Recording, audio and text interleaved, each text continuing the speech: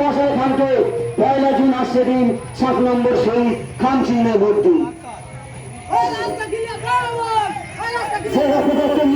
সরকার যে সরকার বলে মহাভারত গীতা বাইবেল কোরআন সব কিছু ছাড়িয়ে যাবে, আমার উন্নয়ন শেষ হবে না, সেই সরকারকে আমরা আগামী দিন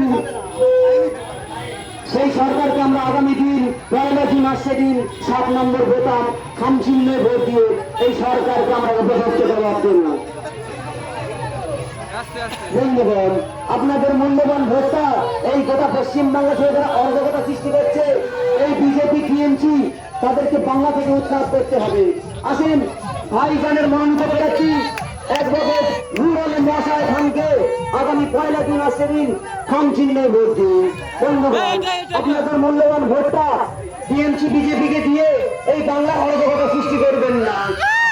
ভাইজান মনোনীত প্রার্থী অ্যাডভোকেট নূর আলম মশাই খানকে 1 জুন আসছে দিন 7 নম্বর শহীদ খাম চিহ্নে ভোট দিন।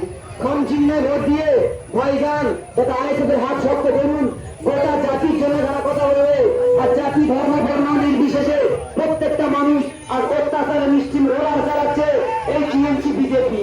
বিজেপিকে ভোট দিয়ে ওটা বাংলা, টিএমসি কি ভোট দিয়ে ওটা বাংলা যারা অত্যাচারে নিশ্চিম রোলার চালাচ্ছে তাদেরকে ভোট দেবেন না।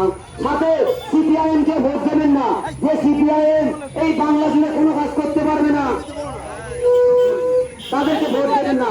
আসেন ভাইজান মনোনীত প্রার্থী অ্যাডভোকেট নূর আলম মশাই খানকে আগামী 1 জুন আসছে দিন 7 নম্বর বোতাম খাম চিহ্নে ভোট দিন। খাম চিহ্নে ভোট দিয়ে পার্লামেন্টে যাওয়ার সুযোগ করে দিন। একটাই বিধায়ক ভাঙানো দিলে রাষ্ট্রপতি ভাইজান গোটা পশ্চিম বাংলা কাঁপিয়ে দিচ্ছে। আর যদি আমাদের একটা নূর আলম খান যদি পার্লামেন্টে যায় ওটা ভারতবর্ষ কাঁপছে। আপনাদের মূল্যবান ভোটটা এই